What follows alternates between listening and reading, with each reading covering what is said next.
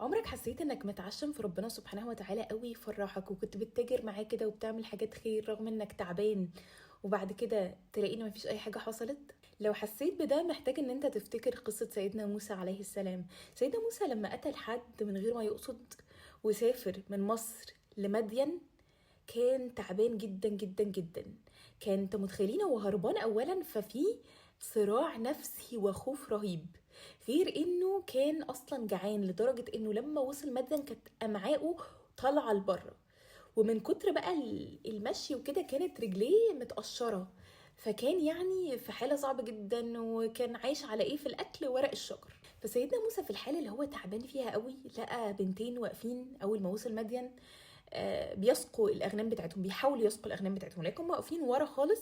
ليه؟ عشان مستنيين الرجاله والزحمه والناس كده يبعدوا عشان يقدروا ان هم يسقوا اغنامهم، لانه باباهم راجل كبير فما بيقدرش ينزل، فهم اللي بينزلوا.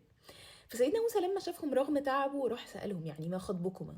ايه يعني ليه مش بتسقوا كده؟ فشرحوا له، فراح سقى لهما، سالهم الاغنام دي ورجع لهم تاني، ولا طلب منهم فضل ولا ان هم يدوا له حاجه ولا اي حاجه. وبعد كده قام تولى الى الظل. بعض العلماء قالوا تولى الى الظل يعني حط الحاجه اللي هو عملها الخير دي ورا ظهره، وراح لمين؟ لربنا. تولى الى الظل قال ربي اني لما انزلت الي من خير فقير. يعني تاخد بالك كده من كذا حاجه. سيدنا موسى راح طلب الفضل من ربنا، مستنهوش من حد. دي اول حاجه، ربي اني لما انزلت الي من خير فقير. اصلا لو اخدت بالكم المفروض ده دعاء، فهو بيدعي ان هو عايز رزق في المستقبل، بس هو بيقول انزلت جايه بالماضي. ليه؟ من يقينه طالما انا دعيت يبقى ربنا رزق، موضوع منتهي، ربنا رزق.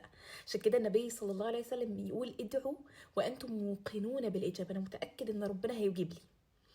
كمان سيدنا موسى كان في نوع من انواع ان هو بيتوسل بافضال ربنا عليه السابقه. مش سيدنا موسى اصلا كان هيموت ورميته ومامته في البحر، وحطيته في بوكس ورميته في البحر، ولكن يوصل عند مين؟ عند فرعون.